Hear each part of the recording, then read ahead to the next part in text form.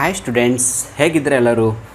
So ನಾನು ಅನ್ಕೋತೀನಿ ಇಂಥ ಒಂದು ಲಾಕ್ಡೌನ್ ಪರಿಸ್ಥಿತಿಯಲ್ಲಿ ಕೂಡ ನೀವೆಲ್ಲರೂ ಆರೋಗ್ಯದಿಂದ ಮನೆಯಲ್ಲಿ ಸೇಫಾಗಿ ಸುರಕ್ಷಿತವಾಗಿದ್ರಿ ಅಂತ ಅನ್ಕೋತಾ ಇದ್ದೀನಿ.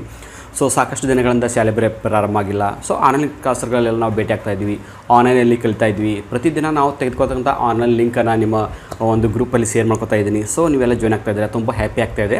ಸೊ ಇಂಥ ಒಂದು ಸಂದರ್ಭದಲ್ಲಿ ಸಾಕಷ್ಟು ವಿದ್ಯಾರ್ಥಿಗಳು ಕಾಮೆಂಟಲ್ಲಿ ಕೇಳ್ತಾಯಿದ್ರು, ಸರ್ ನಮಗೆ ಮೋಟಿವೇಶನ್ ವೀಡಿಯೋಗಳನ್ನ ಭಾಳ ದಿವಸ ಮಾಡ್ತಾ ಇಲ್ಲ, ಸೊ ಮೋಟಿವೇಶನನ್ನು ಮಾಡಿ ಅಂತ ಕೇಳ್ತಾಯಿದ್ರು. ಸೊ ಅವರ ಒಂದು ರಿಕ್ವೆಸ್ಟ್ ಮೇರೆಗೆ ಇವತ್ತು ಮೋಟಿವೇಶನ್ ವೀಡಿಯೋ ಮಾಡ್ತಾಯಿದ್ದೀನಿ. ಯಾಕಂದರೆ ಸ್ವಲ್ಪ ಸಮಯದ ಅಭಾವದಿಂದ ಮೋಟಿವೇಶನ್ ವೀಡಿಯೋಗಳನ್ನ ಮಾಡೋಕ್ಕಾಗ್ತಾ ಇರಲಿಲ್ಲ. ಸೊ ನಾನಿವತ್ತು ಆ ವಿಡಿಯೋಗಳನ್ನ ಮಾಡ್ತಾಯಿದ್ದೀನಿ. ಇನ್ನೊಂದು ಇದಕ್ಕಿಂತ ಮುಂಚೆ ನಾನು ಏನು ಹೇಳೋಕ್ಕೆ ಇಷ್ಟಪಡ್ತೀನಿ ಅಂದರೆ, ಸರ್ಕಾರ ಮತ್ತು ಇಲಾಖೆಯವರು ಈ ವಿದ್ಯಾರ್ಥಿಗಾಗಿ ಏನೇನು ಯೋಜನೆಗಳನ್ನ ಜಾರಿ ತರ್ತಾ ಇದ್ದಾರೆ, ಸೊ ಯಾವ ಒಂದು ಪ್ಲ್ಯಾನಿಂಗನ್ನು ಮುಂದ್ಗಡೆ ಇದೆ ಅಂತ ಒಂದ್ರ ಬಗ್ಗೆ ನಾನು ವಿಷಯವನ್ನು ಇವತ್ತು ಪ್ರಸ್ತಾಪ ಮಾಡ್ತಾಯಿದ್ದೀನಿ. ಯಾಕಂದರೆ ಸಾಕಷ್ಟು ವಿದ್ಯಾರ್ಥಿಗಳ ಒಂದು ಅನುಮಾನ ಏನಂದರೆ, ಈಗ ನಾವೆಲ್ಲ ಮನೆಯಲ್ಲಿ ಉಳ್ಕೊಂಡಿದ್ವಿ, ಶಾಲೆ ಬೇರೆ ಪ್ರಾರಂಭ ಇಲ್ಲ, ಎಷ್ಟೋ ಶಾಲೆಗಳಲ್ಲಿ ಸಿಲೆಬಸ್ಸೇ ಕಂಪ್ಲೀಟ್ ಆಗಿಲ್ಲ. ಸೊ ಎಕ್ಸಾಮ್ ಹೇಗೆ, ಯಾವ ಥರ, ಕೆಲವೊಂದು ರಾಜ್ಯಗಳಲ್ಲಿ ನೇರವಾಗಿ ಈಗಾಗಲೇ SSLCಯನ್ನು ಡೈರೆಕ್ಟಾಗಿ ಪಾಸ್ ಮಾಡಿದ್ದಾರೆ, PUC ಕೂಡ ಪಾಸ್ ಮಾಡಿದ್ದಾರೆ. ಸೊ ನಮಗೂ ಆ ಥರ ಏನಾದರೂ ಆಗ್ಬೋದೇನೋ ಅಂತಕ್ಕಂಥ ಒಂದು ಅನುಮಾನ ಸಹಜವಾಗಿ ಮಕ್ಕಳಲ್ಲಿ ಕಾಡ್ತಾ ಇದೆ. ಸೊ ಆ ಥರದ ಯಾವುದೇ ಯೋಜನೆಗಳು ನಮ್ಮ ಸರ್ಕಾರದ ಅಥವಾ ಇಲಾಖೆಯ ಮುಂದಿಲ್ಲ. ಎಕ್ಸಾಮ್ಗಳು ನಡೆಯೋದಂತೂ ಡೆಫಿನೆಟ್ ಆಗಿದೆ. ಸೊ ಅದರ ಒಂದು ಆತಂಕವನ್ನು ಬಿಟ್ಟು ಬಿಡಿ. ಸೊ ಎಕ್ಸಾಮ್ ನಡೆಯೋದು ಡೆಫಿನೆಟ್ ಆದಮೇಲೆ ನೀವು ಓದಬೇಕಾಗುತ್ತೆ. ಸೊ ನಿಮಗಾಗಿ ನಾನು ಪ್ರತಿದಿನ ಲೈವ್ ಕ್ಲಾಸ್ಗಳನ್ನು ಮಾಡ್ತಾಯಿದ್ದೀನಿ. 6 ಸಬ್ಜೆಕ್ಟ್ಗಳೊಂದು ಲೈವ್ ಕ್ಲಾಸ್ ಈಗಾಗಲೇ ನಮ್ಮ ಒಂದು ಟೆಲಿಗ್ರಾಮ್ ಗ್ರೂಪ್ನ ಮೂಲಕ ಲಿಂಕನ್ನು ಶೇರ್ ಮಾಡ್ಕೊಂಡು ನಿಮಗೆಲ್ಲ ಜಾಯಿನ್ ಮಾಡ್ತಾಯಿದ್ದೀನಿ. ಸೊ ಇನ್ನೂ ಸಾಕಷ್ಟು ಸಂಖ್ಯೆಯಲ್ಲಿ ಮಕ್ಕಳು ಜಾಯಿನ್ ಆದರೆ ಅದು ನಮಗೆ ಲಾಭ ಆಗುತ್ತೆ. ಸೊ ಇವತ್ತು ಈಗಾಗಲೇ ಸರ್ಕಾರ ಏನೋ ಒಂದು ಯೋಜನೆಗಳನ್ನ ಜಾರಿ ತಂದಿದೆ ಅನ್ನೋ ಬಗ್ಗೆ ಮೊದಲು ಹೇಳಿ, ಆ ನಂತರ ನಾವು ಯಾವ ಥರ ಓದ್ಕೋಬೇಕು, ಸೊ ಯಾವ ಥರ ಓದ್ಕೊಂಡ್ರೆ ನಾವು ಯಾವ ಥರ ಪ್ರಿಪೇರ್ ಇರಬೇಕು ಅನ್ನೋದ್ರ ಬಗ್ಗೆ ಒಂದೊಂದು ಹಂತವಾಗಿ ಹೇಳ್ತಾ ಹೋಗ್ತೀನಿ. ಸೊ ವಿಡಿಯೋನ ಕೊನೆವರೆಗೂ ನೋಡಿ. ಪ್ರಾರಂಭದಲ್ಲಿ ನಮ್ಮ ಸರ್ಕಾರ ಈ ಮಕ್ಕಳಿಗೆ ಒಂದು ಆನ್ಲೈನ್ ತರಗತಿಗಳನ್ನ ಪ್ರಾರಂಭ ಮಾಡಿದ್ರು. ಬಟ್ ಸಾಕಷ್ಟು ವಿದ್ಯಾರ್ಥಿಗಳು ಆನ್ಲೈನ್ ತರಗತಿಗೆ ಹಾಜರಾಗ್ತಾ ಇಲ್ಲ. ಸೊ ಯಾಕೆ ಹಾಜರಾಗ್ತಾ ಇಲ್ಲ ಅಂತ ಇಲಾಖೆಯ ಒಂದು ಮಾಹಿತಿಯನ್ನು ಪಡ್ಕೊಂಡಾಗ ಇಲಾಖೆಗೆ ಏನು ಒಂದು ಮಾಹಿತಿ ಸಿಕ್ತಂದರೆ, ಸಾಕಷ್ಟು ಮನೆಗಳಲ್ಲಿ ವಿದ್ಯಾರ್ಥಿಗಳಲ್ಲಿ ಮೊಬೈಲ್ ಫೋನ್ಗಳನ್ನು ಇಲ್ಲ ಅನ್ನೋದು ಇಲಾಖೆಯ ಗಮನಕ್ಕೆ ಬಂತು. ಸೊ ಸರ್ಕಾರಕ್ಕೆ ಗಮನಕ್ಕೆ ಕೂಡ ಬಂತು. ಸೊ ಅದಕ್ಕೆ ಸರ್ಕಾರ ಏನು ಮಾಡಬೇಕಂತ ಯೋಚನೆ ಮಾಡ್ಕೊಂಡ್ರೆ, ಈ ಒಂದು ಶಾಲಾ ಮಕ್ಕಳಿಗೆ ಆನ್ಲೈನ್ ತರಗತಿಗೆ ಹಾಜರಾಗಬೇಕಂದ್ರೆ ಮೊಬೈಲ್ ಸಮಸ್ಯೆ ಇದೆ. ಇನ್ನು ಮನೆಯಲ್ಲಿ 1-2 ಮೊಬೈಲ್ ಇರುತ್ತೆ. ಅದು ಬ್ರದರ್ಸ್ ಆಗಿರ್ಬೋದು, ತಂದೆ ಆಗಿರ್ಬೋದು, ಹೊರಗಡೆ ತೆಗೆದುಕೊಂಡು ಹೋಗಿರ್ತಾರೆ. ಬೆಳಗ್ಗೆ 8 ಗಂಟೆ ತನಕ ಮಾತ್ರ ಅವರು ಮನೆಗಿರ್ತಾರೆ. 8 ಗಂಟೆ ನಂತರ ಅವರಿಗೆ ಅವ್ರ ಕೆಲಸಕ್ಕೆ ಹೋದ್ಮೇಲೆ, ಅಥವಾ ಈ ಥರ ಯಾವುದೇ ಕೆಲಸಕ್ಕೆ, ಆಫೀಸ್ ಕೆಲಸ ಆಗಿರ್ಬೋದು, ಅಥವಾ ಈ ಥರ ಪರ್ಸನಲ್ ಬಿಸ್ನೆಸ್ ಆಗಿರ್ಬೋದು, ಈ ಥರ ಹೋದಾಗ ಸೊ ಮಕ್ಕಳಿಗೆ ಮೊಬೈಲ್ ಅವೈಲಬಿಲಿಟಿ ಇಲ್ಲ. ಜೊತೆಗೆ ಹಳ್ಳಿಗಳಲ್ಲಿ ನೆಟ್ವರ್ಕ್ ಸಮಸ್ಯೆ. ಇನ್ನು ಮೂರನೇದಾಗಿ ಎಲ್ಲರೂ ಕೂಡ ಪ್ರತಿದಿನ ತಿಂಗಳು ಇಂತಿಷ್ಟಂತ ರೀಚಾರ್ಜ್ ಮಾಡೋದಿಲ್ಲ ಡೇಟಾ ಪಡೆಯುವ ಸಲುವಾಗಿ. ಸೊ ಈ ಎಲ್ಲ ಒಂದು ರೀಸನ್ಸನ್ನು ಸರ್ಕಾರ ಒಂದು ಪರಿಗಣಿಸಿ ಬಿಡ್ತು. ಸರ್ಕಾರದ ಮಟ್ಟದಲ್ಲಿ ಒಂದು ಚರ್ಚೆ ಆಯಿತು. ಸೊ ಮಕ್ಕಳಿಗೆ ನಾವು ಸ್ಮಾರ್ಟ್ಫೋನ್ಗಳನ್ನು ಯಾಕೆ ಕೊಡಬಾರ್ದು ಅಂತಕ್ಕಂಥ ಒಂದು ಚರ್ಚೆಗಳಾಯಿತು. ಸೊ ಆ ಚರ್ಚೆಯಲ್ಲಿ ಬಂದಂಥ ಪಾಸಿಟಿವ್ ವಿಷಯ ಏನಂದರೆ, ಮಕ್ಕಳಿಗೆ ಮೊಬೈಲ್ ಅಥವಾ ಟ್ಯಾಬ್ ಅಂದರೆ ಸಣ್ಣ ಮಟ್ಟದ ಒಂಥರ ಲ್ಯಾಪ್ಟಾಪೇ ಅಂದ್ಕೋಬೋದು, ಬಟ್ ಅದಕ್ಕೆ ಸಣ್ಣ ಸೈಜಿಂದ ಇರುತ್ತೆ. ಸೊ ಸ್ಮಾರ್ಟ್ಫೋನ್ ಕೊಡ್ಬೇಕಾ ಅಥವಾ ಟ್ಯಾಬ್ ಕೊಡಬೇಕಾ ಅಥವಾ ಲ್ಯಾಪ್ಟಾಪ್ ಕೊಡಬೇಕಾ ಅಂತಕ್ಕಂಥ ಚರ್ಚೆಗಳು ಆಯಿತು. ಸೊ ಲ್ಯಾಪ್ಟಾಪ್ ತುಂಬಾ ಕಾಸ್ಟ್ಲಿ ಇರುತ್ತೆ, ಜೊತೆಗೆ ಮಕ್ಕಳಿಗೆ ಅದು ಹ್ಯಾಂಡಲ್ ಮಾಡೋಕ್ಕೂ ಕೂಡ ಕಷ್ಟ ಆಗುತ್ತೆ. ಸೊ ಅದು ಡಿಫಿಕಲ್ಟ್ ಇರೋದ್ರಿಂದ ಆ ಒಂದು ಯೋಜನೆ ಕೈಬಿಟ್ಟರು. ಆ ನಂತರ ಸ್ಮಾರ್ಟ್ಫೋನ್ ಮತ್ತು ಟ್ಯಾಬ್ ಬಗ್ಗೆ. ಸೊ ಟ್ಯಾಬ್ ಯೂಸ್ ಮಾಡಬೇಕಂದ್ರೆ ಅದಕ್ಕೆ ಜಾಸ್ತಿ ಒಂದು ಡೇಟಾಗಳ ಸಂಗ್ರಹ ಬೇಕಾಗುತ್ತೆ, ಹೈ ಸ್ಪೀಡ್ ನೆಟ್ವರ್ಕ್ ಬೇಕಾಗುತ್ತೆ. ಈ ಎಲ್ಲ ಸಮಸ್ಯೆಗಳನ್ನ ಬಿಟ್ಟು ಸರ್ಕಾರ ಏನು ಮಾಡ್ತಂದರೆ, ಸ್ಮಾರ್ಟ್ಫೋನ್ಗಳನ್ನು ಕೊಟ್ಟರೆ ಒಳ್ಳೆಯದು, ಮಕ್ಕಳಿಗೆ ಅನುಕೂಲ ಆಗುತ್ತೆ ಅಂತಕ್ಕಂಥದ್ದು ಒಂದು ಚರ್ಚೆಗಳು ಈಗಾಗಲೇ ಇಲಾಖೆ ಮಟ್ಟದಲ್ಲಿ ಆಗಿದೆ, ಸರ್ಕಾರದ ಮಟ್ಟದಲ್ಲಿ ಕೂಡ ಆಗಿದೆ.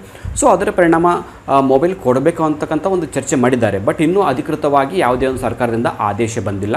ಸೊ ಎಷ್ಟು ಮೊಬೈಲ್ಗಳನ್ನು ಕೊಡಬೇಕು, ಎಷ್ಟು ಮಕ್ಕಳ ಮಧ್ಯೆ ಕೊಡಬೇಕು, ಅಂದರೆ ಒಂದು ಮಗುವಿಗೆ ಒಂದು ಮೊಬೈಲ್ ಕೊಡಬೇಕಾ ಅಥವಾ 4 ಮಕ್ಕಳ ಮಧ್ಯದಲ್ಲಿ ಒಂದು ಕೊಡಬೇಕಾ, ಅನ್ನೋದು ಕೂಡ ಇನ್ನೂ ಫೈನಲ್ ಆಗಿಲ್ಲ. ಸೊ ಫೈನಲ್ ಆದಮೇಲೆ ಅದ್ರ ಬಗ್ಗೆ ನಾನು ಮತ್ತೆ ನಮ್ಮ ಯೂಟ್ಯೂಬಲ್ಲಿ ವೀಡಿಯೋಗಳ ಮೂಲಕ ತಮ್ಮ ಗಮನಕ್ಕೆ ತರ್ತೀನಿ. ಸೊ ಇದು ಒಂದು ವಿಷಯ.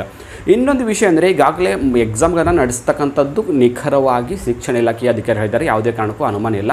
ಎಕ್ಸಾಮ್ ನಡೆಯೋದು ಡೆಫಿನೆಟ್. ಸೊ ಮಿನಿಮಮ್ ಆಗಿ 1.5 ಮಂತಲ್ಲಿ ಎಕ್ಸಾಮ್ ನಡೆಯುತ್ತೆ. ಐ ಥಿಂಕ್ ಒಂದು ಆಗಸ್ಟ್ನ ಫಸ್ಟ್ ವೀಕಲ್ಲಿ ಎಕ್ಸಾಮ್ ಏನೋ ನಡೀಬಹುದೇನೋ ಅಂತಕ್ಕಂಥದ್ದು ಒಂದು ಚರ್ಚೆಗಳಾಗ್ತಿವೆ. ಇನ್ನೂ ನಿಖರವಾಗಿ ಡೇಟ್ ಬಂದಿಲ್ಲ. ಸೊ ಇಲಾಖೆ ಏನು ಸ್ಪಷ್ಟಪಡಿಸಿದೆ ಅಂದರೆ, ಎಕ್ಸಾಮ್ ನಡೆಸೋದನ್ನು ಎಕ್ಸಾಮ್ ನಡೆಸೋಕ್ಕಿಂತ ಬಿಫೋರ್ 20 ಡೇಸ್ ಮಾಹಿತಿ ಕೊಡ್ತೀವಿ ಅಂತ. ಅಂದರೆ ಇನ್ನೂ ಎಕ್ಸಾಮ್, ಫಾರ್ ಎಕ್ಸಾಂಪಲ್ ಈಗ 20ನೇ ತಾರೀಕಿಗೆ ಎಕ್ಸಾಮ್ ಸ್ಟಾರ್ಟ್ ಮಾಡಬೇಕಂದ್ರೆ 1ನೇ ತಾರೀಕಿಗೆ ನಿಮಗೆ ಮಾಹಿತಿಯನ್ನು ಕೊಡ್ತಾರೆ. ಅಂದರೆ 20 ಡೇಸ್ ಬಿಫೋರ್ ನಿಮಗೆ ಮಾಹಿತಿಯನ್ನು ಕೊಡ್ತಾರೆ ಅಂತ ಹೇಳಿದ್ದಾರೆ. ಸೊ ಅದ್ರ ಬಗ್ಗೆ ಆತಂಕ ಬೇಡ.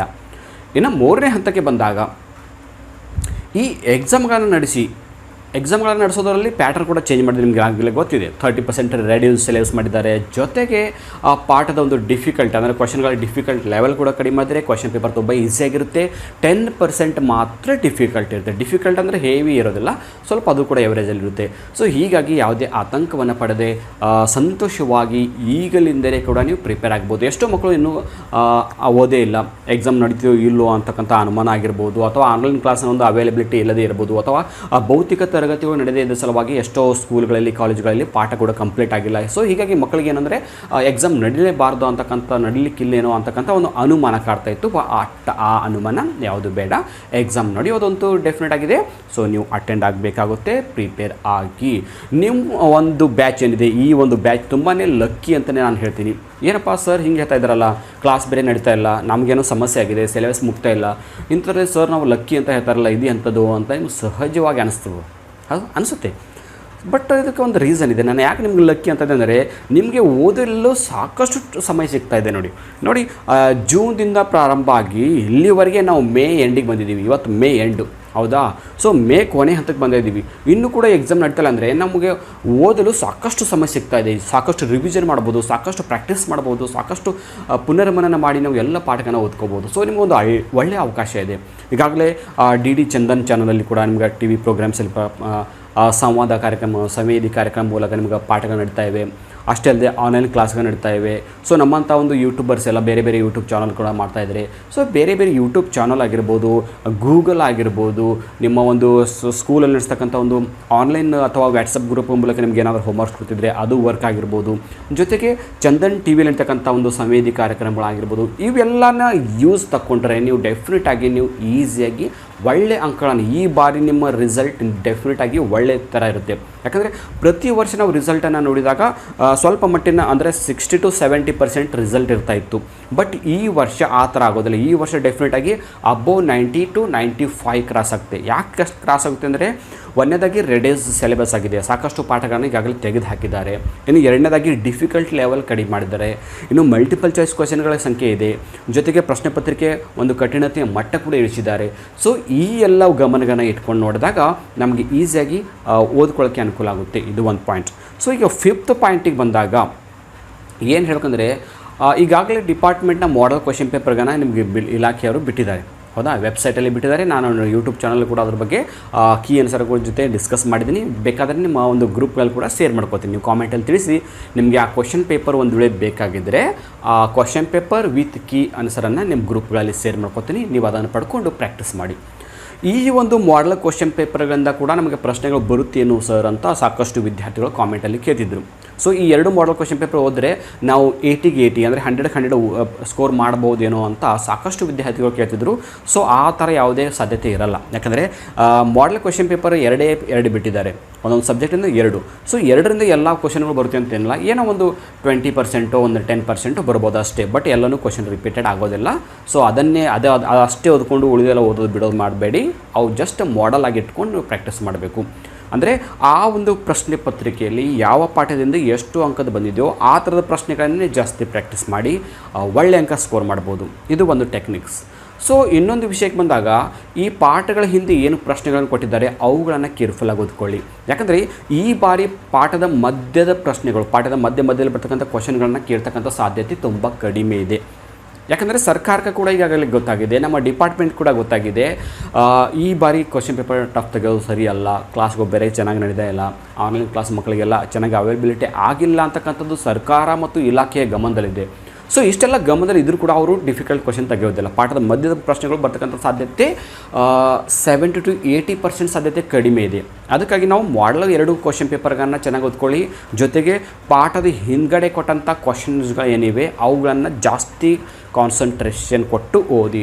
ಹಾಗಂತ ಎಲ್ಲ ಪ್ರಶ್ನೆಗಳು ಅವೇ ಬರ್ತವಂತಲ್ಲ, ಏನೋ ಕೆಲವೊಂದು 10% ಕ್ವಶನ್ಸ್ ಮಾತ್ರ ಮಧ್ಯದಿಂದ ಬರ್ಬೋದು. 10% ಅಷ್ಟೇ, ಅದನ್ನು ಕೂಡ ಸಾಧ್ಯತೆ ಇಲ್ಲ. ಆದರೂ ಕೂಡ ಒಂದು ಪಾಸಿಬಿಲಿಟಿ ಅಂತ ನಾವು ಗೆಸ್ ಮಾಡಬೇಕಾಗುತ್ತೆ. ಎಲ್ಲವನ್ನು ನಾವು ಇದೇ ಥರ ಅಂತ ನಿಖರವಾಗಿ ಹೇಳಿದ್ರೆ ಸಮಸ್ಯೆ ಆಗ್ಬೋದು. ಸೊ ಅದಕ್ಕಾಗಿ ಪಾಠದ ಹಿಂದಿನ ಪ್ರಶ್ನೆಗಳು, ಮಾಡೆಲ್ ಕ್ವಶನ್ ಪೇಪರಲ್ಲಿ ಕೊಟ್ಟಂಥ ಪ್ರಶ್ನೆಗಳನ್ನ ಓದ್ಕೊಳ್ಳಿ. ಸೊ ಇದು ನಾವು 5ನೇ ಪಾಯಿಂಟಿಗೆ ಬಂದಿವಿ. ಇನ್ನು 6ನೇ ಪಾಯಿಂಟ್ ಅಂದರೆ ಸರ್ಕಾರದ ಮಟ್ಟದಲ್ಲಿ ಈಗಾಗಲೇ ಒಂದು ಚರ್ಚೆ ಆಗ್ತಿದೆ.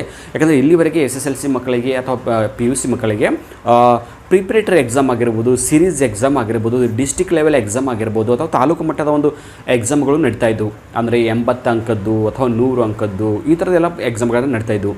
ಅದು ಮಕ್ಕಳಿಗೆ ಪ್ರಾಕ್ಟೀಸ್ ಆಗಲಿ ಅನ್ನೋ ಉದ್ದೇಶದಿಂದ. ಬಟ್ ಈ ಬಾರಿ ಮಕ್ಕಳಿಗೆ ಪ್ರಾಕ್ಟೀಸ್ ಹ್ಯಾಂಗೆ ಮಾಡಿಸೋದು ಅಂತ ಸರ್ಕಾರ ಕೂಡ ಚರ್ಚೆ ಮಾಡ್ತಾ ಇದೆ, ನಮ್ಮ ಇಲಾಖೆ ಕೂಡ ಚರ್ಚೆ ಮಾಡಿತ್ತು. ಸೊ ಅಲ್ಲಿ ಕಂಡುಕೊಂಡಂಥ ಒಂದು ವಿಷಯ ಅಂದರೆ ಆನ್ಲೈನ್ನಲ್ಲಿ ನಾವು ಆ ಒಂದು 80 ಅಂಕದ ಪರೀಕ್ಷೆಗಳನ್ನು ಮಾಡಬಹುದು. ಸೊ ಈ ಆನ್ಲೈನಲ್ಲಿ 80 ಅಂಕದ ಪರೀಕ್ಷೆ ಹೇಗೆ ಮಾಡ್ತಾರೆ ಅಂತ ನಿಮಗೆಲ್ಲ ಅನುಭವ ಇರ್ಬೋದು. ಸೊ ನಾವು ಯಾಕಂದರೆ ಆನ್ಸರ್ ಶೀಟಲ್ಲಿ ನಾವೆಲ್ಲ ಬರೀತಿದ್ದೀವಿ. ಸೊ ನಾವು ಆನ್ಸರ್ ಶೀಟ್ ಬರೆದಿದ್ದನ್ನು ಟೀಚರ್ಸ್ ತಗೊಂಡು ಚೆಕ್ ಮಾಡ್ತಿದ್ರು. ಬಟ್ ಈ ಬಾರಿ ಹೇಗೆ ಅಂತ ಅನಿಸ್ಬೋದು. ಸೊ ಅದಕ್ಕೆ ಇನ್ನೂ ಯಾವುದೇ ಒಂದು ನಿಖರವಾಗಿ ಒಂದು ಪ್ಲ್ಯಾನಿಂಗನ್ನು ಇನ್ನೂ ಹಾಕ್ಕೊಂಡಿಲ್ಲ. ಬಟ್ ಈಗಾಗಲೇ ಕೆಲವೊಂದು ಜಿಲ್ಲೆಗಳಲ್ಲಿ ಆ ಥರದ ಎಕ್ಸಾಮ್ಗಳನ್ನು ಮಾಡಿಸ್ತಕ್ಕಂಥ ಒಂದು ಪ್ರಯತ್ನಗಳನ್ನು ಆಗ್ತಾಯಿವೆ. ನಾವು ಬಳ್ಳಾರಿಯಲ್ಲಿ ನೋಡ್ತಿದ್ದೀವಿ, ರಾಯಚೂರಲ್ಲಿ ನೋಡಿದ್ದೀವಿ. ಸೊ ಕೆಲವೊಂದು ಜಿಲ್ಲೆಗಳಲ್ಲಿ ಆ ಥರದ ಒಂದು ಪ್ರಯತ್ನವನ್ನು ಮಾಡ್ತಿದ್ರು. ಬಟ್ ಅದು ಇನ್ನೂ ಯಶಸ್ವಿ ಆಗಿದ್ದು ಎಲ್ಲವೋ ಗೊತ್ತಿಲ್ಲ. ಬಟ್ ಪ್ಲ್ಯಾನಿಂಗನ್ನು ಹಾಕ್ಕೊಂಡಿದ್ರು. ಸೊ ಆನ್ಲೈನ್ ಯಾವ ಥರ ನಡೆಸ್ಬೋದು, ಜಸ್ಟ್ ನಮ್ಮ ಗೂಗಲ್ ಫಾರ್ಮಲ್ಲಿ ನೀವೆಲ್ಲ ಕ್ವಿಝ್ ಅಟೆಂಡ್ ಆಗ್ತೀರಾ ನೋಡಿರ. ನಾನು ಎಷ್ಟೋ ಕ್ವಿಝ್ಗಳನ್ನ ಶೇರ್ ಮಾಡ್ಕೊಂಡಿದ್ದೀನಿ. ಆ ಕ್ವಿಝ್ 20 ಅಂಕದಿರುತ್ತೆ, ಟಿಕ್ ಹಾಕೋದಿರುತ್ತಲ್ಲ. ಸೊ ಅದೇ ಥರನೇ ನಿಮಗೆ ಎಕ್ಸಾಮ್ ಇರುತ್ತೆ. ಅದು 2 ಅಂಕದ ಪ್ರಶ್ನೆ ಇರುತ್ತೆ, 3 ಅಂಕದ ಪ್ರಶ್ನೆ ಇರುತ್ತೆ. ಬಟ್ ಅವುಗಳನ್ನ ಡಿಸ್ಕ್ರಿಪ್ಟಿವ್ ಟೈಪಲ್ಲಿ ನಿಮಗೆ ಕೇಳೋಕ್ಕಾಗೋದಿಲ್ಲ. ಅಂದರೆ ವಿವರಣಾತ್ಮಕವಾಗಿ ಪ್ರಶ್ನೆಗಳನ್ನು ಕೇಳೋದಿಲ್ಲ. 2 ಅಂಕದ ಪ್ರಶ್ನೆ ಕೂಡ ಮಲ್ಟಿಪಲ್ ಚಾಯ್ಸ್ ಇರುತ್ತೆ, 3 ಅಂಕದ ಪ್ರಶ್ನೆ ಕೂಡ ಮಲ್ಟಿಪಲ್ ಚಾಯ್ಸ್ ಇರುತ್ತೆ. ಬಟ್ ಅಲ್ಲಿ ABCD ಆನ್ಸರ್ ಇರುತ್ತೆ. ಸ್ವಲ್ಪ 3 ಅಂಕದಿದ್ದರೆ 5-6 ವಾಕ್ಯಗಳಿರುತ್ತೆ. 2 ಅಂಕದ ಪ್ರಶ್ನೆ ಇದ್ದರೆ 2-3 ವಾಕ್ಯಗಳಲ್ಲಿ ಅಲ್ಲಿ ಆಪ್ಷನ್ಸ್ ಇರುತ್ತೆ. ಸೊ ಆಪ್ಷನ್ಸ್ಗಳನ್ನ ಓದಿಕೊಂಡು ಅವುಗಳನ್ನು ನೀವು ಟಿಕ್ ಮಾಡಬೇಕಾಗುತ್ತೆ. ಬರೆಯೋದು ಸಹ ಇಲ್ಲಿ ಇಲ್ಲ. ಇದು ಒಂದು ನಾವು ಗೆಸ್ ಮಾಡೋದು ಈ ಥರ ಆಗ್ಬೋದು ಅಂತ. ಯಾಕಂದರೆ ನಾವೆಲ್ಲ ಅದೇ ಥರ ಎಕ್ಸಾಮ್ಗಳನ್ನ ಮಾಡ್ತಾಯಿದ್ವಿ. ನನಗೆ 20 ಅಂಕದ ಒಂದು ಟೆಸ್ಟನ್ನು ಮಾಡಿದ್ದೆ. ಸೊ 40 ಅಂಕದ ಒಂದು ಟೆಸ್ಟನ್ನು ಕೂಡ ನಾನು ಮಾಡಿದ್ದೀನಿ, ಮಕ್ಕಳಿಗಾಗಿ ಮಾಡಿದ್ದೆ. ಇವುಗಳನ್ನೆಲ್ಲ ಗೂಗಲ್ ಫಾರ್ಮಲ್ಲಿ ನಾನು ಮಾಡ್ಕೊಂಡಿದ್ದೀನಿ. ನೀವು ಯಾವ ಥರ ನೀವು ಕ್ವಿಝನ್ನು ಅಟೆಂಡ್ ಆಗ್ತಿರೋ ಆ್ಯಸ್ ಇಟ್ ಈಸ್ ಅದೇ ಥರ ನಾನು ಕೂಡ ಮಾಡಿದ್ದೆ. ಸೊ ಒಳ್ಳೆಯ ಯಶಸ್ವಿಯಾಗಿದೆ. ಮಕ್ಕಳಿಗೆ ಕೂಡ ಕಾನ್ಸೆಪ್ಟ್ ಬರುತ್ತೆ. ಜೊತೆಗೆ ಇಲ್ಲಿ ಏನಿರುತ್ತೆ ಅಂದರೆ ರೈಟಿಂಗ್ ಒಂದು ಇರೋದಿಲ್ಲ ಅಷ್ಟೇ. ರೈಟಿಂಗ್ ಬಿಟ್ಟರೆ ಎಲ್ಲವೂ ಕೂಡ ನಾವು ಆಪ್ಷನ್ಸ್ ರೂಪದಲ್ಲಿ ಕಾಣ್ತಾ ಇರ್ತೀವಿ. ಸೊ ಆ ಮಕ್ಕಳಿಗೆ ಕಾನ್ಸೆಪ್ಟ್ ಅರ್ಥ ಆದರೆ ಸಾಕು. ಎಲ್ಲವನ್ನು ನಾವು ಬರೆಯೋ ಮೂಲಕ, ರೈಟಿಂಗ್ ಮೂಲಕನೇ ನಾವು ಮಕ್ಕಳನ್ನು ವ್ಯಾಲ್ಯೂಯೇಷನ್ ಮಾಡ್ಬೋದು ಅಂತೇನಿಲ್ಲ. ನಾವೊಂದು ಮೊದಲು ಆ ಒಂದು ಸಿಸ್ಟಮ್ ಇತ್ತು, ನಾವು ಆ ಥರ ಮಾಡ್ಕೊತ ಹೋಗ್ತಿದ್ವಿ. ಅಲ್ಲಿ ಆ ಒಂದು ಅಟ್ಮಾಸ್ಫಿಯರ್ ಇತ್ತು, ಓಕೆ ನಾವು ಮಾಡಿದ್ವಿ, ಹೌದಾ. ಬಟ್ ಈಗ ಆ ಥರದ ಅಟ್ಮಾಸ್ಫಿಯರ್ ನಮ್ಗೆ ಕಂಡು ಬರ್ತಾ ಇಲ್ಲ. ಸೊ ಈ ಒಂದು ಸನ್ನಿವೇಶದಲ್ಲಿ ನೇರವಾಗಿ ಎಕ್ಸಾಮ್ ನಡೆಸೋದು ಕೂಡ ಸಾಧ್ಯತೆ ಕಡಿಮೆ ಇದೆ. ಸೊ ನೆಕ್ಸ್ಟ್ ಮಂತಲ್ಲಿ ಈಗಾಗಲೇ ಕೋವಿಡ್ ಕೇಸ್ಗಳ ಸಂಖ್ಯೆ ಕಡಿಮೆ ಆಗ್ತಿದೆ, ಡೆತ್ ರೇಟ್ ಕೂಡ ಕಡಿಮೆ ಆಗ್ತಾಯಿದೆ. ಸೊ ಲಾಕ್ಡೌನ್ ಇದ್ರ ಸಲುವಾಗಿ ಸಾಕಷ್ಟು ಎಲ್ಲ ಕಡೆ ಕಂಟ್ರೋಲ್ ಆಗ್ತಾಯಿದೆ. ಈ ಕಂಟ್ರೋಲ್ ಆದ ಸ್ವಲ್ಪ ದಿನಗಳಲ್ಲಿ ಎಕ್ಸಾಮ್ ನಡೆಯುತ್ತೆ. ಸೊ ಆ ಎಕ್ಸಾಮ್ಗಳಿಗೆ ಪ್ರಿಪೇರ್ ಆಗಿ. ಈಗ ನಾನು ಯೂಟ್ಯೂಬಲ್ಲಿ ಕೂಡ ಪ್ರತಿದಿನ ಮೊದಲು ಯಾವ ಥರ ಲೈವ್ ಕ್ಲಾಸ್ಗಳನ್ನು ಮಾಡ್ತಿದ್ದೆ, ಆ ಥರ ಲೈವ್ ಕ್ಲಾಸ್ಗಳನ್ನು ಮಾಡಬೇಕು ಅಂತ ಸಾಕಷ್ಟು ವಿದ್ಯಾರ್ಥಿಗಳು ಕಾಮೆಂಟಲ್ಲಿ ಕೇಳ್ತಾ ಇದ್ದಾರೆ, ಪದೇ ಕೇಳ್ತಾ ಇದ್ದಾರೆ. ಸೊ ಪ್ರತಿಯೊಬ್ಬರಿಗೂ ಉತ್ತರ ಕೊಡೋಕ್ಕೆ ಆಗ್ತಾ ಇರ್ಬೋದು. ಬಟ್ ಈ ಮೂಲಕ ನಾನು ಏನು ಉತ್ತರ ಕೊಡ್ತಿದ್ದಾರೆ, ಪ್ರತಿದಿನ ಲೈವ್ ಕ್ಲಾಸ್ಗಳನ್ನು ಮಾಡೋಕ್ಕೆ ಅಷ್ಟು ಮಟ್ಟಿಗೆ ಸಮಯಗಳಿಲ್ಲ. ಯಾಕಂದರೆ ನಮ್ಮ ಶಾಲಾ ಮಟ್ಟದಲ್ಲಿ ನಾವೆಲ್ಲ ಆನ್ಲೈನ್ ಕ್ಲಾಸ್ಗಳಲ್ಲಿ, ತಾಲೂಕು ಮಟ್ಟದ ಆನ್ಲೈನ್ ಕ್ಲಾಸ್ಗಳಲ್ಲಿ ನಾವೆಲ್ಲ ಬ್ಯುಸಿಯಾಗಿದ್ದೀವಿ. ಸೊ ಯಾವಾಗ ಟೈಮ್ ಸಿಗುತ್ತೆ ಅಂದರೆ ವಾರದಲ್ಲಿ 2 ಅಥವಾ 3 ದಿವಸ ನಾನು ಲೈವ್ ಕ್ಲಾಸಿಗೆ ಬರತಕ್ಕಂಥ ಒಂದು ಪ್ರಯತ್ನವನ್ನು ಮಾಡ್ತೀನಿ. ಯಾಕಂದರೆ ನಿಮ್ಮ ಒಂದು ರಿಕ್ವೆಸ್ಟ್, ಮಕ್ಕಳ ರಿಕ್ವೆಸ್ಟ್ಗಾಗಿ ನಾನು ಯಾವಾಗಲೂ ಸಮಯವನ್ನು ಇಡಲಿಕ್ಕೆ ರೆಡಿ ಇದ್ದೀನಿ. ಬಟ್ ಸೊ ಇಲ್ಲಿವರೆಗೆ ನಮಗೇನಾಗಿತ್ತು ಅಂದರೆ ಸಾಕಷ್ಟು ಕಾರ್ಯದ ಒತ್ತಡ ಮಧ್ಯೆ ಆ ಒಂದು ಲೈವ್ ಕ್ಲಾಸ್ಗಳನ್ನು ನಾನು ಯೂಟ್ಯೂಬಲ್ಲಿ ಮಾಡ್ತಕ್ಕಂಥ ಲೈವ್ ಕ್ಲಾಸನ್ನು ಸ್ಟಾಪ್ ಮಾಡಿದ್ದೆ. ಸೊ ಈಗ ಮಾಡಬೇಕು ಅಂತ ಒಂದು ಪ್ಲ್ಯಾನಿಂಗ್ ಬರ್ತಾಯಿದೆ. ಬಟ್ ಪ್ರತಿದಿನ ಮಾಡೋಕ್ಕಾಗ್ತಾ ಇಲ್ಲ, ಸಮಯದ ಅಭಾವ ಇರುತ್ತೆ. ಸೊ ವಾರದಲ್ಲಿ 2 ಅಥವಾ 3 ಕ್ಲಾಸ್ ತೆಗೆದುಕೊಳ್ಳಿ ಅಂದರೆ ನಾನು ತೆಗೆದುಕೊಳ್ಳೋಂಥ ಪ್ರಯತ್ನವನ್ನು ಮಾಡ್ತೀನಿ. ಸ್ಪೆಷಲಾಗಿ ಕ್ವಶನ್ ಪೇಪರ್ ಬಿಡಿಸೋದು, ಯೂನಿಟ್ ಟೆಸ್ಟ್ ಪೇಪರ್ಸ್ಗಳನ್ನು ಬಿಡಿಸೋದು, ಆಮೇಲೆ ಮಾಡೆಲ್ ಕ್ವಶನ್ ಪೇಪರ್ಸನ್ನು ಬಿಡಿಸೋದು, ಪ್ರಿಪ್ರೇಟರಿ ಎಕ್ಸಾಮ್ ಆಗಿರ್ಬೋದು, previous year exam question papers ಆಗಿರ್ಬೋದು, ಅವುಗಳನ್ನು ಸಾಲ್ವ್ ಮಾಡ್ತಕ್ಕಂಥ ಪ್ರಯತ್ನವನ್ನು ಮಾಡೋಣ. ಯಾಕಂದರೆ ಲೈವ್ ಕ್ಲಾಸಲ್ಲಿ ನಾವು ಪ್ರತಿದಿನ ಪ್ರತಿಯೊಂದು ಪಾಠಗಳನ್ನು ನಾವು ಹೇಳ್ತಾ ಬಂದಿದ್ದೀವಿ. ಆ ಪಾಠಕ್ಕೆ ಸಂಬಂಧಪಟ್ಟಂತೆ ಪ್ರಶ್ನೋತ್ತರ ಕೂಡ ಡಿಸ್ಕಸ್ ಮಾಡ್ತಾ ಇದ್ದೀವಿ. ಸೊ ಯಾರು ಇಲ್ಲಿವರೆಗೆ ಆ ಒಂದು ನಮ್ಮ ಲೈವ್ ಕ್ಲಾಸಿಗೆ ಜಾಯ್ನ್ ಆಗಿರೋ ಅವರೆಲ್ಲ ಕೂಡ ಈಗಲೂ ಕೂಡ ನಮ್ಮ ಜಾಯ್ನ್ ಆಗ್ಬೋದು. ನಾನೆಲ್ಲ ಗ್ರೂಪಲ್ಲಿ ಲಿಂಕನ್ನು ಶೇರ್ ಮಾಡ್ಕೊತಾ ಇರ್ತೀನಿ. ಸೊ ಅದರಲ್ಲಿ ಕೂಡ ನೀವು ಜಾಯ್ನ್ ಆಗಿ ಕ್ಲಾಸನ್ನು ಅಟೆಂಡ್ ಆಗ್ಬೋದು. ಯೂಟ್ಯೂಬಲ್ಲಿ ಮಾಡ್ತಕ್ಕಂಥ ಕ್ಲಾಸ್ಗಳು ಮಾತ್ರ ಯಾವುದೇ ಕಾರಣಕ್ಕೂ ಮಿಸ್ ಮಾಡ್ಕೋಬೇಡಿ. ನಾನೀಗ ಪ್ರಾರಂಭ ಮಾಡ್ತಕ್ಕಂಥ ಒಂದು 2 ಅಥವಾ ಈ ಜೂನ್ ತಿಂಗಳ ಒಂದು ಫಸ್ಟ್ ವೀಕಲ್ಲಿ ಪ್ರಾರಂಭ ಮಾಡಬೇಕು ಅಂತ ಒಂದು ಪ್ಲ್ಯಾನಿಂಗನ್ನು ಹಾಕ್ಕೊಂಡಿದ್ದೀನಿ. ಬಟ್ ವಾರದಲ್ಲಿ 2 ಅಥವಾ 3 ಕ್ಲಾಸನ್ನು ತೆಗೆದುಕೊಳ್ತಕ್ಕಂಥ ಪ್ರಯತ್ನ ಮಾಡ್ತೀನಿ. ಸೊ ಕ್ಲಾಸನ್ನು ಯಾವ ಟೈಮಲ್ಲಿ ತೆಗೆದುಕೊಳ್ತೀನಿ, ಸೊ ಅದಕ್ಕೆ ಸಮಯ ಏನು ಅಂತಕ್ಕಂಥದ್ದು ಆಮೇಲೆ ಮತ್ತೆ ನಾನು ನಿಮ್ಮ ವಾಟ್ಸಪ್ ಗ್ರೂಪಲ್ಲಿ ಆಗಿರ್ಬೋದು, ಟೆಲಿಗ್ರಾಮ್ ಗ್ರೂಪಲ್ಲಿ ಆಗಿರ್ಬೋದು, ಅಥವಾ ಯೂಟ್ಯೂಬನ್ನು ಒಂದು ನೋಟಿಫಿಕೇಷನಲ್ಲಿ ನಿಮಗೆ ಕಳಿಸ್ತಾ ಇರ್ತೀನಿ. ಸೊ ಸಾಕಷ್ಟು ವಿದ್ಯಾರ್ಥಿಗಳು ಆಗಲೇ ನಮ್ಮ ಯೂಟ್ಯೂಬ್ ಚಾನಲ್ ನೋಡ್ತಾ ಇದ್ರಿ. ಸೊ ಇನ್ನೂ ಎಷ್ಟೊಂದು 70% ವಿದ್ಯಾರ್ಥಿಗಳು ನೋಡ್ತಾರೆ, ಬಟ್ ಸಬ್ಸ್ಕ್ರೈಬ್ ಆಗಿಲ್ಲ. ಸೊ ಸಬ್ಸ್ಕ್ರೈಬ್ ಆಗಿ. ನಾನು ಯಾಕೆ ಸಬ್ಸ್ಕ್ರೈಬ್ ಆಗಿ ಅಂತ ಹೇಳ್ತಾ ಇದ್ದೀನಿ ಅಂದರೆ, ಸಬ್ಸ್ಕ್ರೈಬ್ ಆಗೋ ಮೂಲಕ ನಾನು ಏನಾದರೂ ಲೈವ್ ಕ್ಲಾಸ್ ಮಾಡಿದ್ದಂದರೆ ಲೈವ್ ಕ್ಲಾಸ್ ನಡೆಯೋಕ್ಕಿಂತ ಒಂದು 10 ಅಥವಾ 15 ನಿಮಿಷ ಬಿಫೋರ್ ನಿಮ್ಮ ಮೊಬೈಲ್ಗೆ ಒಂದು ನೋಟಿಸ್ ಬರುತ್ತೆ ಸ್ಕ್ರೀನಲ್ಲಿ ಲೈವ್ ಕ್ಲಾಸ್ ನಡೀತಾ ಇದೆಯಾ ಅಂತ. ಸೊ ಅದು ನಿಮ್ಗೆ ಬೇಗ ಒಂದು ತಲುಪೋಕ್ಕೆ ಸಹಾಯ ಆಗುತ್ತೆ ಅಂತ ಹೇಳ್ತಾ ಇದ್ದೀನಿ. ಸಬ್ಸ್ಕ್ರೈಬ್ ಆಗಿ ಪಕ್ಕದಲ್ಲಿರ್ತಕ್ಕಂಥ ರೆಡ್ ಬೆಲ್ ಐಕಾನ್ ಮೇಲೆ ಕ್ಲಿಕ್ ಮಾಡಿ ಮತ್ತು ಆಲ್ ನೋಟಿಫಿಕೇಷನ್ ಮೇಲೆ ಕ್ಲಿಕ್ ಮಾಡಿ ನಾನು ಮಾಡ್ತಕ್ಕಂಥ ಪ್ರತಿಯೊಂದು ಕ್ಲಾಸ್ಗಳ ಒಂದು ಲೈವ್ ಕ್ಲಾಸ್ಗಳ ಒಂದು ನೋಟಿಸ್ ತಮ್ಮ ಮೊಬೈಲ್ಗೆ ಬಿಫೋರ್ ಬರುತ್ತೆ. ಸೊ ಬಿಫೋರ್ ಬಂದಾಗ ನೀವು ಅಟೆಂಡ್ ಆಗೋಕ್ಕೆ ಸಹಾಯ ಆಗುತ್ತೆ. ಸೊ ಈ ಒಂದು ಯೂಟ್ಯೂಬ್ ಒಂದು ಲೈವ್ ಕ್ಲಾಸಲ್ಲಿ ನಾನು ಸಮಯ ಒಂದು 40 ನಿಮಿಷ ಒಂದು ಸಮಯವನ್ನು ಇಡಬಹುದು, ಅದಕ್ಕಿಂತ ಜಾಸ್ತಿ ಸಮಯ ಇಡೋಕ್ಕಾಗ್ತಾ ಇಲ್ಲ. ಸೊ ಸಮಯದ ಅಭಾವ ಇದೆ, ಸಾಕಷ್ಟು ವರ್ಕ್ ಇದೆ, ಲೈವ್ ಕ್ಲಾಸಲ್ಲಿ ಬ್ಯುಸಿ ಇದ್ದೀವಿ. ಸೊ ನೀವು ಒಂದು ರಿಕ್ವೆಸ್ಟ್ ಮಾಡಿದರೆ ನಾನು ಒಂದು 40 ಮಿನಿಟ್ಸ್ ಒಂದು ಟೈಮನ್ನು ಒಂದು ಪೀರಿಯಡ್ನ ಒಂದು ಕ್ಲಾಸನ್ನು ಹ್ಯಾಂಡಲ್ ಮಾಡ್ಬೋದು. ಸೊ ಯಾವ ಟೈಮಲ್ಲಿ ಮಾಡಿದರೆ ಬೆಟರ್ ಅಂತ ನೀವು ಕಾಮೆಂಟ್ ರೂಪದಲ್ಲಿ ತಿಳಿಸಿ. ಯಾಕಂದರೆ ಟೈಮ್ ನಮಗೆ ಮ್ಯಾನೇಜ್ಮೆಂಟ್ ತುಂಬಾ ಇದೆ. ಯಾಕಂದರೆ ಕೆಲವು ಸಲ ಮನೆಯಲ್ಲಿ ಏನಾಗುತ್ತೆ, ತಂದೆ ಆಗಿರ್ಬೋದು ಅಥವಾ ಬ್ರದರ್ ಆಗಿರ್ಬೋದು ಮೊಬೈಲನ್ನು ತೆಗೆದುಕೊಂಡು ಹೊರಗೆ ಹೋಗ್ತಿರ್ತಾರೆ. ಸೊ ನಿಮ್ಗೆ ಮೊಬೈಲ್ ಸಿಗೋದಿಲ್ಲ. ಸೊ ನಿಮಗೆ ಯಾವ ಟೈಮಲ್ಲಿ ಮೊಬೈಲ್ ಅವೈಲೇಬಿಲಿಟಿ ಇದೆ, ನೀವು ಯಾವ ಟೈಮಲ್ಲಿ ಫ್ರೀ ಇರ್ತೀರಾ, ಸೊ ಯಾವ ಟೈಮಲ್ಲಿ ಕಲ್ತ್ರೆ ನಿಮಗೆ ಚೆನ್ನಾಗಿ ಅರ್ಥ ಆಗುತ್ತೆ, ಸೊ ಯಾವ ಟೈಮಲ್ಲಿ 40 ಮಿನಿಟ್ಸ್ ಪೀರಿಯಡನ್ನು ನಾನು ಇಟ್ಕೋಬೇಕು ಅಂತ ಕಾಮೆಂಟ್ ರೂಪದಲ್ಲಿ ಸಜೆಷನ್ಸ್ ಕೊಡಿ. ಅಂದರೆ ಮಾರ್ನಿಂಗ್ ಸೆಷನ್ ಅಥವಾ ಮಧ್ಯಾಹ್ನ ಅಥವಾ ಸಾಯಂಕಾಲ ಅಥವಾ ಸಂಜೆ, ಸೊ ನಿಮ್ಗೆ ಯಾವಾಗ ಅನುಕೂಲ ಆಗುತ್ತೆ ಅಂತಕ್ಕಂಥದ್ದು ಕಾಮೆಂಟ್ ರೂಪದಲ್ಲಿ ತಿಳಿಸಿ. ನಾನು ಎಲ್ಲ ಕಾಮೆಂಟ್ಗಳನ್ನು ನೋಡಿಕೊಂಡು ಒಂದು ಟೈಮನ್ನು ಫೈನಲ್ ಮಾಡ್ತೀನಿ. ಸೊ ಆ ಒಂದು ಫೈನಲ್ ಟೈಮ್ ಪ್ರಕಾರ ಕ್ಲಾಸ್ಗಳನ್ನು ನಡೆಸೋಣ. ಸ್ಪೆಷಲಾಗಿ ನಾನು ಅಲ್ಲಿ ಆ ಒಂದು ಕ್ಲಾಸಲ್ಲಿ ಪಾಠಗಳ ಸಮ್ಮರಿ ಆಗಿರ್ಬೋದು ಅಂಥದ್ದೆಲ್ಲ ಹೇಳ್ಕೊಡೋದಿಲ್ಲ. ಯಾಕಂದರೆ ನೀವು ಸಮ್ಮರಿಗಳನ್ನೆಲ್ಲ ಕಲ್ತಿದ್ದೀರಾ. ಸಮ್ಮರಿ ಒಂದು ಕಲ್ತಿದ್ದಿಲ್ಲ ಅಂದರೆ ನಮ್ಮ ಯೂಟ್ಯೂಬ್ ಚಾನಲಲ್ಲಿ ಸಮ್ಮರಿಗೆ ಸಂಬಂಧಪಟ್ಟಂತೆ ಸಾಕಷ್ಟು ವೀಡಿಯೋ ಕೂಡ ಇವೆ, ನೀವು ನೋಡ್ಬೋದು. ಸೊ ನಾನು ಲೈವ್ ಕ್ಲಾಸಲ್ಲಿ ಡಿಸ್ಕಸ್ ಮಾಡೋದು ಕೇವಲ model question papers, previous year question papers, unit test, ಆಮೇಲೆ FA test, series exam, preparatory exam, taluka ಮಟ್ಟದ ಎಕ್ಸಾಮ್ ಮತ್ತು ಜಿಲ್ಲಾ ಮಟ್ಟದ ಎಕ್ಸಾಮ್, ಈ ಥರದ 8 ಟೈಪ್ ಕ್ವಶನ್ಸ್ ಪೇಪರ್ಗಳನ್ನು ಡೈಲಿ ಸ್ವಲ್ಪ ಸಾಲ್ವ್ ಮಾಡ್ತಾ ಹೋಗೋಣ. ಯಾಕಂದರೆ ಒಂದು ಕ್ವಶನ್ ಪೇಪರನ್ನು ವಿತ್ ಕೀ ಆನ್ಸರ್ ನಾವು ಡಿಸ್ಕಸ್ ಮಾಡಬೇಕಾದ್ರೆ ಒಂದು ಪೀರಿಯಡಲ್ಲಿ ಮುಗಿಯೋದಿಲ್ಲ, 40 ಮಿನಿಟ್ಸಲ್ಲಿ ಮುಗಿಯೋದಿಲ್ಲ. ಸೊ ಒಂದು ಕ್ವಶನ್ ಪೇಪರನ್ನು ನಾವು ಅಟ್ಲೀಸ್ಟ್ 3 ಪೀರಿಯಡನ್ನು ಮಾಡಬೇಕಾಗುತ್ತೆ. ಸೊ ಕ್ವಶನ್ ಪೇಪರ್ 1 ಭಾಗ 1 ಕ್ಲಾಸ್, ಭಾಗ 2 ಕ್ಲಾಸ್, ಭಾಗ 3 ಕ್ಲಾಸ್ ಇರುತ್ತೆ. ಈ ಥರ ನಾನು ಪಾಠನ ಮಾಡ್ತಾಯಿದ್ದೀನಿ. ಸೊ ಪ್ರತಿಯೊಂದು ಪಾಠಗಳನ್ನ ಯೂಟ್ಯೂಬಲ್ಲಿ ನಾನು ಯಾಕೆ ಲೈವ್ ಕ್ಲಾಸ್ ಮಾಡ್ತೀನಿ ಅಂದರೆ, ಯೂಟ್ಯೂಬಲ್ಲಿ ಮಾಡೋದ್ರಿಂದ ಈಗ ನೋಡಿ ನಾವು ಟೆಲಿಗ್ರಾಮಲ್ಲಿ ನಾವು ಗೂಗಲ್ ಮೀಟಲ್ಲಿ ಮಾಡ್ತೀವಿ, ಆಮೇಲೆ ಬೇರೆ ಬೇರೆ ಒಂದು ಪ್ಲ್ಯಾಟ್ಫಾರ್ಮ್ ಮಾಡ್ತೀವಿ. ಅಲ್ಲಿ ಏನಿರುತ್ತೆ ಅಂದರೆ ಮಕ್ಕಳೊಂದು ಡಿಸ್ಟರ್ಬೆನ್ಸ್ ಇರುತ್ತೆ. ಸೊ ಮಕ್ಕಳಿಗೆ ಏನಾಗುತ್ತೆ, ಅವ್ರ ಮೈಕನ್ನು ಆನ್ ಮಾಡೋದು ಅಥವಾ ಅವ್ರ ಸ್ಲೈಡ್ಸನ್ನು ಶೇರ್ ಮಾಡ್ಕೊಳ್ಳೋದು, ಈ ಥರ ಡಿಸ್ಟರ್ಬೆನ್ಸ್ ಆಗುತ್ತೆ ಒಂದು. ಇನ್ನು ಎರಡನೇದಾಗಿ ಏನಾಗುತ್ತೆ, ಆ ಒಂದು ಲೈವ್ ಕ್ಲಾಸ್ ಒಂದು ಸಲ ನೋಡ್ತಿದ್ರೆ ಆಯಿತು, ಅದು ವೀಡಿಯೋ ರೆಕಾರ್ಡ್ ಸ್ಟೋರ್ ನಂಬಲ್ಲಿ ಇರೋದಿಲ್ಲ. ಮತ್ತೆ ನಾವು ಯಾವಾಗಾದ್ರೂ ನೋಡಬೇಕು ಅನಿಸಿದ್ರೆ ಅದು ನೋಡೋಕ್ಕಾಗೋದಿಲ್ಲ. ಬಟ್ ಈ ಯೂಟ್ಯೂಬ್ ಚಾನಲಲ್ಲಿ ಹಾಗಿಲ್ಲ. ಇಲ್ಲಿ ಯಾವುದೇ ಮಕ್ಕಳಿಗೆ ಡಿಸ್ಟರ್ಬ್ ಆಗೋಕ್ಕೆ ಮೈಕೇ ಇರೋದಿಲ್ಲ, ಅಲ್ಲಿ ಮೈಕನ್ನು ಆಪ್ಷನ್ಸೇ ಇರೋದಿಲ್ಲ. ಸೊ ಯಾರೂ ಡಿಸ್ಟರ್ಬ್ ಆಗೋದಿಲ್ಲ ಒಂದು. ಇನ್ನು ಎರಡನೇದು, ಅಲ್ಲಿ ನಾನು ಮಾಡಿದಂಥ ಲೈವ್ ಕ್ಲಾಸ್ ಏನಿರುತ್ತೆ ಆ ಟೈಮಲ್ಲಿ ನಿಮಗೆ ನೋಡ್ಲಿಕ್ಕೆ ಆಗಲಿಲ್ಲ ಅಂದರೆ ಆ ನಂತರ ಅದು ನಮ್ಮ ಯೂಟ್ಯೂಬ್ ಚಾನಲಲ್ಲಿ ಸೇವ್ ಆಗಿರುತ್ತೆ. ಸೊ ನೀವು ಆ ನಂತರ ಯಾವಾಗ ಟೈಮ್ ಸಿಗುತ್ತೆ ಅವಾಗ ನೋಡ್ಬೋದು. ಫಾರ್ ಎಕ್ಸಾಂಪಲ್ ನಾನು ಬೆಳಿಗ್ಗೆ ಒಂದು 8:30 ಸುಮಾರಿಗೆ ನಾನು ಒಂದು ಕ್ಲಾಸ್ ತೆಗೆದುಕೊಂಡಿದ್ದೀನಿ ಅಂದ್ಕೊಳ್ಳಿ. ಸೊ 8:30 ಸುಮಾರಿಗೆ ನಿಮ್ಮ ಮೊಬೈಲ್ ನಿಮಗೆ ಸಿಗಲಿಲ್ಲ ಅಥವಾ ನಿಮ್ಮ ತಂದೆಯವರು ನಿಮ್ಗೆ ಆ ಟೈಮಲ್ಲಿ ಮೊಬೈಲ್ ಕೊಟ್ಟಿರಲಿಲ್ಲ ಅಂದ್ಕೊಳ್ಳಿ. ಸೊ ಅದು ಕ್ಲಾಸ್ ಮಿಸ್ ಆಗಿದೆ ಅಂತ ನೀವು ಯಾವುದೇ ಕಾರಣಕ್ಕೂ ಚಿಂತೆ ಮಾಡಬೇಕಾದ ಅವಶ್ಯಕತೆ ಇರೋದಿಲ್ಲ. ಅದೇ ವೀಡಿಯೋನ ನಾನು ಯೂಟ್ಯೂಬಲ್ಲಿ ನಾನು ಅಪ್ಲೋಡ್ ಮಾಡಿರ್ತೀನಿ. ಸೊ ಅದನ್ನು ನೀವು ಎನಿ ಟೈಮ್ ನೋಡ್ಬೋದು, ಯಾವಾಗಲೂ ನೋಡ್ಬೋದು, ಮಧ್ಯಾಹ್ನ ನೋಡ್ಬೋದು, ಸಾಯಂಕಾಲ ನೋಡ್ಬೋದು, ಸಂಜೆ ನೋಡ್ಬೋದು ಅಥವಾ ಮರುದಿವಸ ನೋಡ್ಬೋದು. ನಿಮ್ಮ ಟೈಮ್ ಯಾವಾಗಿರುತ್ತೆ ಅವಾಗ ಕೂಡ ನೀವು ನೋಡ್ಬೋದು. ಅದರ ಜೊತೆಗೆ ನಾನು ಏನು ಮಾಡ್ತೀನಿ, ಪ್ರತಿದಿನ ಇಂತಿಷ್ಟಂತ ಹೋಮ್ವರ್ಕನ್ನು ಕೊಟ್ಟಿರ್ತೀನಿ. ಸೊ ಹೋಮ್ವರ್ಕ್ ಮಾಡೋದು ತುಂಬ ನೆಸೆಸರಿ ಇದೆ. ಕೇವಲ ಜಸ್ಟ್ ನಾವು ಆನ್ಲೈನ್ ಕ್ಲಾಸ್ಗಳನ್ನು ಕೇಳ್ಕೊಳ್ಳೋದು, ಅವುಗಳನ್ನ ಕೇಳಿ ಬಿಡೋದು, ಈ ಬಿಡೋದ್ರಿಂದ ಇದರಿಂದ ಏನೂ ಲಾಭ ಆಗ್ತಾಯಿಲ್ಲ. ಸೊ ನೀವು ಎಷ್ಟರ ಮಟ್ಟಿಗೆ ಪ್ರಾಕ್ಟೀಸ್ ಮಾಡ್ತೀರೋ ಅದು ತುಂಬಾ ಮುಖ್ಯ ಆಗುತ್ತೆ. ಸೊ ಅದಕ್ಕಾಗಿ ನಾನು 40 ಮಿನಿಟ್ಸ್ ಒಂದು ಕ್ಲಾಸ್ ಏನು ತೆಗೆದುಕೊಳ್ತೀನಿ. ಆ ಕೊನೆಯ ಒಂದು 5 ನಿಮಿಷ ಏನಿದೆ ಹೋಮ್ವರ್ಕ್ ಕೊಡೋದು ಮತ್ತು ನಿಮ್ಗೆ ಏನಾದರೂ ಡೌಟ್ಸ್ ಇದ್ದರೆ ಡಿಸ್ಕಸ್ ಮಾಡ್ತಕ್ಕಂಥ ಒಂದು ಸಮಯವನ್ನು ಇಟ್ಟಿರ್ತೀನಿ. 35 ಮಿನಿಟ್ಸ್ ನಿಮಗೆ ಕ್ಲಾಸನ್ನು ತೆಗೆದುಕೋ ಸಲುವಾಗಿ, 5 ನಿಮಿಷದಲ್ಲಿ ಹೋಮ್ವರ್ಕ್ ಕೊಡೋದು ಮತ್ತು ನಿಮ್ಮ ಡೌಟ್ಸನ್ನು ಕೇಳೋ ಸಲುವಾಗಿ. ಆ ಹೋಮ್ವರ್ಕನ್ನು ಪ್ರತಿದಿನ ನೀವು ಮಾಡಲೇಬೇಕಾಗುತ್ತೆ. ನೀವು ಹೋಮ್ವರ್ಕ್ ಮಾಡಿದ್ರೆ ಮಾತ್ರ ನಾನು ಕ್ಲಾಸನ್ನು ಕಂಟಿನ್ಯೂ ಮಾಡ್ತೀನಿ. ನೀವು ಹೋಮ್ವರ್ಕ್ ಯಾರೂ ಮಾಡಲೇ ಇಲ್ಲ ಅಂದರೆ ನಾನೇ ಅದು ಕ್ಲಾಸ್ ತೊಗೋಬೇಕು. ನಾನು ತೆಗೆದುಕೊಳ್ತಾ ಇರೋದು ನಿಮ್ಮ ಸಲುವಾಗಿ. ಸೊ ಆ ಕ್ಲಾಸ್ ತೊಗೋಬೇಕಂದ್ರೆ ನಾನು ಟೆಲಿಗ್ರಾಮ್ ಗ್ರೂಪ್ನ ಒಂದು ಲಿಂಕನ್ನು ಕಾಮೆಂಟ್ ಬಾಕ್ಸಲ್ಲಿ ಕೊಡ್ತೀನಿ. ಈ ಒಂದು ವಿಡಿಯೋ ಕಾಮೆಂಟ್ ಬಾಕ್ಸಲ್ಲಿ ನೋಡಿ. ಆ ಕಾಮೆಂಟ್ ಬಾಕ್ಸಲ್ಲಿ ಲಿಂಕ್ ಏನು ಕೊಟ್ಟಿರ್ತೀನಿ ನಾನು ಟೆಲಿಗ್ರಾಮ್ ಗ್ರೂಪಿನ, ಆ ಟೆಲಿಗ್ರಾಮ್ ಗ್ರೂಪಿಗೆ ಜಾಯ್ನ್ ಆಗಿರಿ.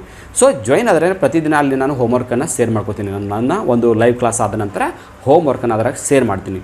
ಸೊ ಆ ಶೇರ್ ಮಾಡಿದ ಹೋಮ್ವರ್ಕನ್ನು ನೋಡಿಕೊಂಡು ಒಂದು ಆನ್ಸರ್ ಶೀಟಲ್ಲಿ ಅದರ ಉತ್ತರಗಳನ್ನು ಬರೆದು ಅದರ ಫೋಟೋ ತೆಗೆದು ಮತ್ತೆ ನಮ್ಮ ಆ ಒಂದು ಟೆಲಿಗ್ರಾಮ್ ನಮ್ಮ ಪರ್ಸನಲ್ ನಂಬರಿಗೆ ಸೆಂಡ್ ಮಾಡಿ ನಾವು ನೋಡಿಕೊಂಡು ಯಾವ ಥರ ನೀವು ಬರ್ದಿದ್ರಾ, ಸೊ ಎಲ್ಲಾದರೂ ಏನಾದರೂ ಕರೆಕ್ಷನ್ಸ್ ಇದ್ದರೆ ಸಜೆಷನ್ಸನ್ನು ಕೊಡ್ತೀನಿ. ಸೊ ಈ ಥರ ನಾವು ಪ್ರಾಕ್ಟೀಸ್ ಮಾಡ್ತಾ ಬರೋಣ. ಸಹಜವಾಗಿ ಒಂದು ತಿಂಗಳು ಏನೇನು ನಮಗೆ ಟೈಮ್ ಇದೆ, ಒಂದು ತಿಂಗಳಲ್ಲಿ ನಮಗೆ ಎಕ್ಸಾಮ್ ನಡೀತಕ್ಕಂಥ ಒಂದು ಸಾಧ್ಯತೆ ಜಾಸ್ತಿ ಇದೆ. ಸೊ ಒಂದೇ ಒಂದು ತಿಂಗಳ ಸಮಯ ಉಳಿದಿದೆ. ಅಂದರೆ ನಾವು ಒಂದು ಸಬ್ಜೆಕ್ಟ್ಗೆ ಎಷ್ಟು ದಿನ ಉಳಿತು, 5-6 ಅಂದರೆ ಒಂದು ಸಬ್ಜೆಕ್ಟ್ಗೆ 5 ದಿನ ಉಳಿದಿದೆ ಅಂತ ಅರ್ಥ ಆಗುತ್ತೆ. ಸೊ ಆ 5 ದಿನಗಳಲ್ಲಿ ನಾವು ಈ ಮಾಡೆಲ್ ಕ್ವಶನ್ ಪೇಪರ್ ಆಗಿರ್ಬೋದು, ಪ್ರೀವಿಯಸ್ ಇಯರ್ ಕ್ವಶನ್ ಪೇಪರ್ ಆಗಿರ್ಬೋದು, ಅಥವಾ ಪಾಠದ ಹಿಂದೆ ಕೊಟ್ಟಿರೋಂಥ ಕ್ವಶನ್ಗಳನ್ನ ಅವುಗಳನ್ನೇ ಜಾಸ್ತಿ ಫೋಕಸ್ ಮಾಡಿ ಡಿಸ್ಕಸ್ ಮಾಡೋಣ. ಟೋಟಲಾಗಿ ನಾನು ಈ ಒಂದು ಲೈವ್ ಕ್ಲಾಸ್ನ ಉದ್ದೇಶ ಏನಂದರೆ ಟೋಟಲಾಗಿ ಫೈನಲ್ ಎಕ್ಸಾಮ್ಗೆ ಪ್ರಿಪೇರ್ ಆಗೋದು, ಫೈನಲ್ ಟಚಪ್ ಅಂತ ಹೇಳ್ತೀವಿ. ಇಲ್ಲಿ ಯಾವುದೇ ಕಾರಣಕ್ಕೂ ನಾವು ಡಿಟೇಲಾಗಿ ಟೆಕ್ಸ್ಟ್ ಬುಕ್ಕನ್ನು ಓದೋದಾಗಿಲ್ಲ, ಯಾವುದೇ ಒಂದು ಪ್ರಶ್ನೋತ್ತರ ಓದೋದಲ್ಲ, ನೇರವಾಗಿ ನಾವು ಫೀಲ್ಡಿಗೆ ಇರ್ತಕ್ಕಂಥ ಒಂದು ಪ್ರಯತ್ನ. ಅಂದರೆ ನೇರವಾಗಿ ಎಕ್ಸಾಮ್ ಹೀಗೆ ಬಂದರೂ ಕೂಡ ನಾನು ಎಕ್ಸಾಮನ್ನು ಫೇಸ್ ಮಾಡ್ತೀನಿ ಸರ್ ಅಂತಕ್ಕಂಥ ಕಾನ್ಫಿಡೆನ್ಸನ್ನು ನಿಮ್ಮಲ್ಲಿ ತರ್ತಕ್ಕಂಥ ಒಂದು ಪ್ರಯತ್ನವನ್ನು ಆ ವಿಡಿಯೋಗಳ ಮೂಲಕ ಮಾಡ್ತೀನಿ. ಸೊ ನಿಮ್ಮ ಸಜೆಷನ್ಸ್ ಏನಿದೆ, ಸಜೆಷನ್ಸನ್ನು ಮಾತ್ರ ಕೊಡಿ ಕಾಮೆಂಟ್ ರೂಪದಲ್ಲಿ. ಆ ಸಜೆಷನ್ಸ್ ಪ್ರಕಾರ ಒಂದು ಟೈಮ್ ಟೇಬಲ್ ಮತ್ತು ಯಾವ ಥರ ಯಾವ ಸಿಲೆಬಸ್ಗಳನ್ನ ನಿಮ್ಗೆ ಹೇಳಬೇಕು, ಅದು ಗ್ರಾಮರ್ ಅಥವಾ ಕ್ವಶನ್ ಪೇಪರ್, ಈ ಥರದ ಒಂದು ಸಜೆಷನ್ಸ್ ಕೊಡಿ. ಮತ್ತು ನಮ್ಮ ಹೋಮ್ವರ್ಕನ್ನು ಡೆಫಿನೆಟಾಗಿ ಮಾಡ್ತೀವಿ ಸರ್ ಅಂತ ಕೂಡ ಕಾಮೆಂಟಲ್ಲಿ ತಿಳಿಸಿ. ನೀವು ಹೋಮ್ವರ್ಕ್ ಮಾಡ್ತೀನಿ ಅಂದರೆ ನಾನು ಕ್ಲಾಸನ್ನು ತೆಗೆದುಕೊಳ್ತೀನಿ. ಸೊ ಇವತ್ತಿನ ಒಂದು ವಿಡಿಯೋ ಮೂಲಕ ನಿಮಗೊಂದು ಒಳ್ಳೆಯ ಮಾಹಿತಿ ಸಿಕ್ಕಿದೆ ಅನ್ಕೋತೀನಿ. ಇಲ್ಲಿವರೆಗೆ ಭಾಳ ದಿವಸ ಆಯಿತು ನಾವು ನಿಮಗೆ ಜೊತೆ ಲೈವಲ್ಲಿ ಬಂದಿರಲಿಲ್ಲ. ಸೊ ಮತ್ತೆ ಲೈವಲ್ಲಿ ಬರ್ತಾ ಇರ್ತೀನಿ. ವಾರದಲ್ಲಿ 2 ಅಥವಾ 3 ದಿನ ಬರ್ತೀನಿ ಅಂತ ಹೇಳಿದ್ದೀನಿ. ಬಂದೇ ಬರ್ತೀನಿ. ನಿಮ್ಮ ಒಂದು ಎಕ್ಸಾಮ್ಗೆ ಡೆಫಿನೆಟಾಗಿ ನಿಮ್ಗೆ ಎಷ್ಟು ಪ್ರಿಪೇರ್ ಮಾಡ್ತೀನಿ ಅಂದರೆ, ನೀವು ಡೆಫಿನೆಟಾಗಿ ನಾನು ಇವತ್ತೇ ಎಕ್ಸಾಮ್ ಬಂದರೂ ಕೂಡ, ಈಗಲೇ ಎಕ್ಸಾಮ್ ನಡೆಸ್ತೀನಿ ಅಂದರೂ ಕೂಡ ನಾನು ಧೈರ್ಯದಿಂದ ಎದುರಿಸ್ತೀನಿ ಸರ್, ನಾನು ಧೈರ್ಯದಿಂದ 80ಕ್ಕೆ 80 ಅಂಕ ಸ್ಕೋರ್ ಮಾಡ್ತೀನಿ ಸರ್ ಅಂತಕ್ಕಂಥ ಒಂದು ಕಾನ್ಫಿಡೆನ್ಸ್ ಬರ್ತಕ್ಕಂಥ ಪ್ರಯತ್ನವನ್ನು ನಾನು ಮಾಡ್ತೀನಿ. ಅದಕ್ಕೆ ಒಂದು ಎಫರ್ಟ್ ಮಾತ್ರ ನೀವು ಮಾಡಬೇಕು. Okay, so thank you all for being with us.